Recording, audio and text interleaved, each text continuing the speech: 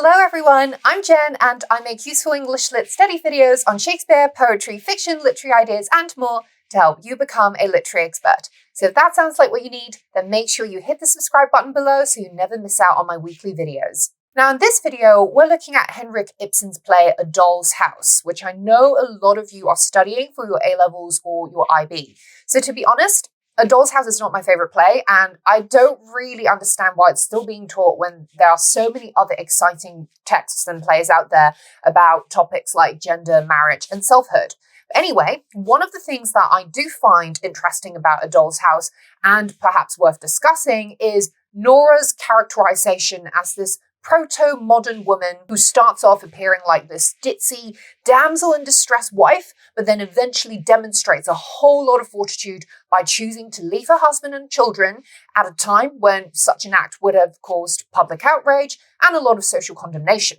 which was, of course, what Ibsen had to face as the author of this play back in 19th century Norwegian society. So in most of the developed world today, women are encouraged to make their own choices when it comes to issues like marriage and relationships. So divorce happens almost all the time, and no one's really going to bat an eyelid at a woman choosing to leave her husband or family. So compared to a century earlier, women today can really also choose whether or not to get married based on their own values and life goals, and not really feel compelled to find a husband because they most likely have the financial power to support themselves. The same situation, though, cannot be said for communities that uphold more traditional and perhaps conservative views towards women's independence. But it's worth noting that while a lot of women today don't want to get married, just as many would prefer a life where their primary role would be a homemaker. And actually, either preference isn't indicative of how modern or liberated a woman is. The distinguishing point between today and a century ago is in women having the agency to make their own choices. So marriage is a central theme in A Doll's House, and perhaps what made it so controversial back then in 19th century Norwegian society is that Nora, the protagonist of the play, ultimately decides to choose whether to stay in a marriage and family that she thinks no longer serves her. And she chooses to leave, much to the outrage of her husband and to the public viewership in Ibsen's time. Now, it may seem from the play's dramatic arc that Nora's change is a rather abrupt one, almost as if her decision to leave Torvald and her children at the end comes as some kind of epiphany, when she realizes that her husband cares really much more about his own social reputation than her feelings and well-being, and that their marriage is ultimately founded on a need to keep up with the Jonases than on any genuine love for each other. But the most interesting point I find about Nora's supposedly radical transformation is that, in fact, she doesn't really transform, at least not in terms of her fundamental self and motive, which throughout the play is to gain her husband's love.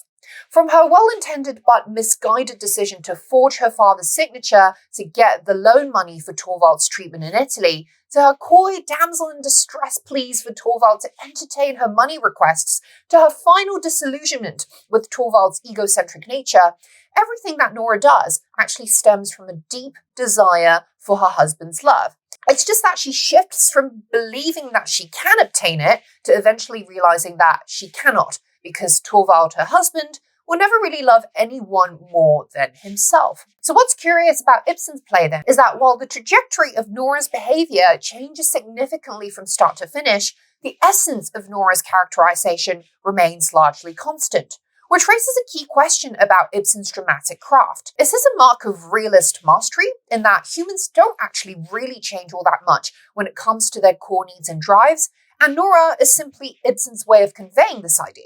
Or is it instead perhaps reflective of a certain lack of depth in Ibsen's characterization, with Nora being a fundamentally quite static character despite her radical change of mind about her role in the marriage? So in the rest of this video, we're going to do a deep dive into 3 key moments in this play where I think Nora's need for her husband's love comes across most apparently. And we're going to consider how they stack up against each other in terms of how much transformation actually takes place in her characterization. So sit tight and let's dive straight into it.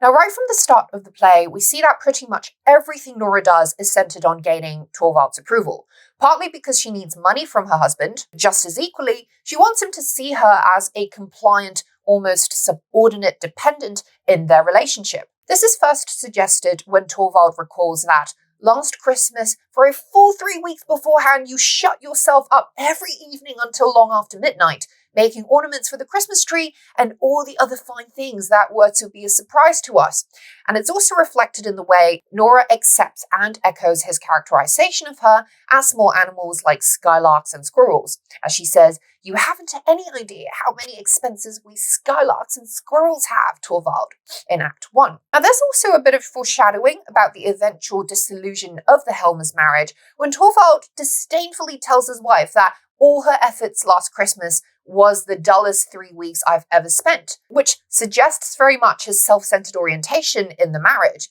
a fact that Nora ultimately comes to terms with towards the end of the play, when she realizes that her husband cares far more about his public image and his own interest than about protecting his wife's honor. But what's also indicated early on in the play is that Nora isn't being her real self in this marriage at all. And as she tells Mrs. Lind once Torvald is out of earshot, Nora is not so silly as you think, and we soon discover that she had orchestrated a backhanded plan of forging her father's signature in order to obtain a loan for her husband's medical treatment. So far from being the ditzy, coquettish simpleton that Nora's initial behavior towards her husband may suggest, we soon realize that Nora leverages her husband's perception of her as a simpleton to achieve her own goals, whether trivial ones like getting pocket money from Torvald, or significant ones like forging her father's signature to obtain a bank loan for her husband's treatment. By the way, guys, if you find this video helpful so far, I'd massively appreciate it if you could hit the thumbs up button below and subscribe to my channel so that you don't miss out on any of my top grade lit study content going forward. I'd also encourage you to check out my membership program by clicking the join button below if you want exclusive access to members only study content and make special video requests.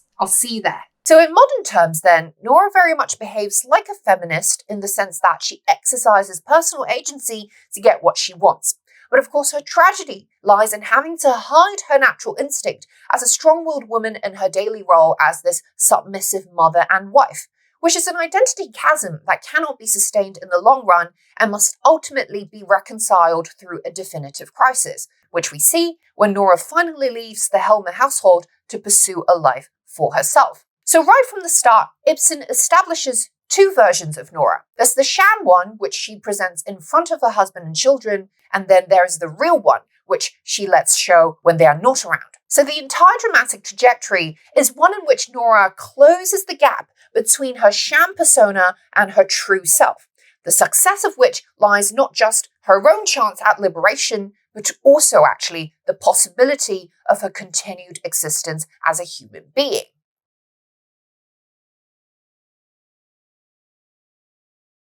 Now, this gap between Nora's ruse and the truth about her personality is reinforced by Ibsen's use of dramatic irony in the play, which comes through most starkly in moments when Torvald passes harsh moral judgments about Krogstad in front of his wife, not knowing that Nora is beholden to Krogstad for her knowledge of her forgery. These instances are doubly impactful in highlighting the disconnect between husband and wife, because with every judgment Torvald makes about dishonesty and how disgusting it is, we feel Nora's secret fear about being found out by her husband. But equally, her frustration over feeling that whatever she did, misguided and illegal though it may have been, was done out of her love for her husband, who fundamentally actually disapproves of who she is.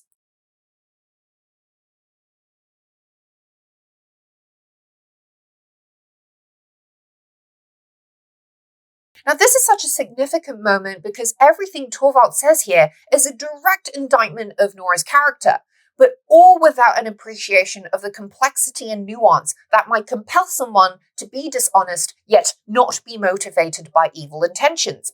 Torvald speaks with the dogmatic rigidity of a sanctimonious preacher, and when he claims that anyone who dies early in life has had a deceitful mother, we see that Ibsen has planted the seed of the marriage's inevitable breakdown because Nora now knows what Torvald really thinks about her true self. More specifically, she sees his inability to see humans, including his wife, with a generosity of spirit that allows for the occasional fault or the depth of mind which considers unique context and circumstances that might shape one's behavior. When Torvald tells Nora that I must think about your costume for the Stenborg's fancy dress ball, the dramatic irony hits home once again. Because if anything, Nora has actually lived her entire life in their marriage wearing a costume, and one that has been dictated by Torvald's chauvinistic, narrow-minded moralism, which represents the opposite of Nora's complex, albeit flawed humanity. In fact, later on in Act 2, we see the cracks of Nora's sham persona when she points out to Torvald that he has such a narrow-minded way of looking at things, even at the expense of enraging her husband. Likewise, Torvald's true character as an egocentric man who prioritizes his own image over his wife's interest comes to the fore with his contemptuous, self-centered remark of, "Do you suppose I am going to make myself ridiculous before my whole staff to let people think that I am a man to be swayed by all sorts of outside influence?" With the insulting implication of Nora, who, despite being his wife, as an outside influence. Indeed, Nora feels her husband's condescension and makes it clear to Dr. Rank when she says that surely you can understand that being with Torvald is a little bit like being with Papa. But what this comment foreshadows as well is that at some point she must grow out of this marriage, just as a daughter must eventually leave her parents' home and chart her own course. And if this logic applies to Nora's final decision of leaving Torvald and the household, then her decision shouldn't really come across as such a shock at the end, because the action aligns with how she has always viewed her own position vis-a-vis Torvald, not so much as a wife to her husband, but more like a daughter to a father.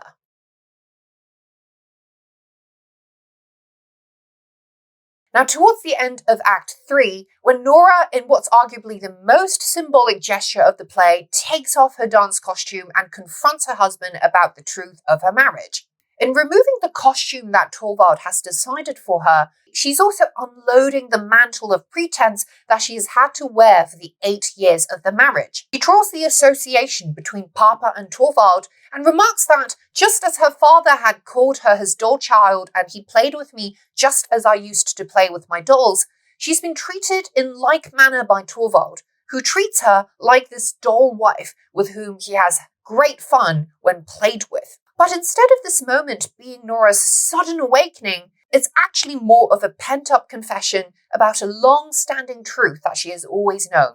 but perhaps never been courageous enough to come clean about without this last straw trigger event, like the revelation of her forgery.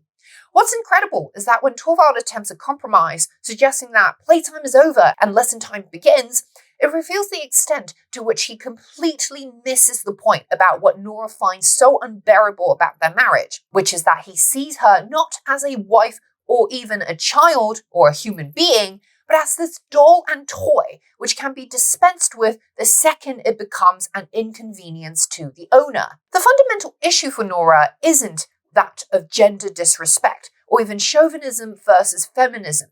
but a matter of existential preservation. Because she finally recognizes that she can no longer ignore the blunt fact that for 8 years I've been living with a strange man and had borne him 3 children, which is something that she can't even bear to think of. So the irony is that when Torvald pleads that an abyss has opened up between us, but would it not be possible to fill it up? It's precisely the point at which Nora has filled and closed up her own internal abyss, the one between her sham, husband-pleasing, archetype-compliant persona of an obedient wife versus her real, individual, independent thinking and complex self. At the core of why their marriage has failed is Torvald's reluctance, or rather, more problematically, his inability to see that Nora is a human being before she is his wife, or that a wife is actually a human before she is this identity, and someone who is liable to faults and lapses, and by no means perfect as some static ideal. So what's the perfect freedom on both sides that Nora tells Torvald they have finally achieved at the end? It's not just the freedom that they gain from no longer living with each other as husband and wife under the same roof, but the more fundamental liberation of being able to live as their true selves and not be lied to by the other person pretending to be a version of who others want them to be. So Nora, as we find out at the end, is not actually this meek, helpless damsel in distress of a woman that her husband finds so adorable and amenable to his whims and controls, just as Torvald isn't that chivalrous knight in shining armor of a man that Nora had once tried to convince herself would come to her rescue in times of difficulty. So the final scene then is simply an open reckoning of an unfortunate tragic fact, rather than some epiphany resulting from a personal transformation or awakening. And as they say, truth hurts, but Ibsen's conclusion suggests that a hurtful truth accepted is far more rewarding and relieving than a blissful delusion denied. And there you have it, guys, and that's my analysis of the arc of Nora's characterization, which I think isn't marked so much by transformation, but by reconciliation. So of course, I don't think this lack of transformation is a dramatic flaw on Ibsen's part, but I maintain my initial view that this is somewhat of an overrated play, and that there are far better plays today to study than A Doll's House. I don't know what you think, but feel free to comment below and tell me what you think about Nora and the play as a whole. For your next video, I recommend that you watch my explainer on irony, which will give you a clearer idea of what dramatic irony really is, which is a concept that I referred to in this video. So hit that thumbs up button below if you found this video helpful in any way, so that YouTube will spread it to more passionate lit learners like yourself all around the world, and that you can encourage me to keep making these useful study videos for you. Please subscribe if you haven't already and switch on that bell notification so you don't miss out on any of my future weekly videos. You can also consider joining my membership program for exclusive video requests and essay review perks, and you can click that join button below to find out more. And as always, thanks for watching, and I will see you in the next one. Bye!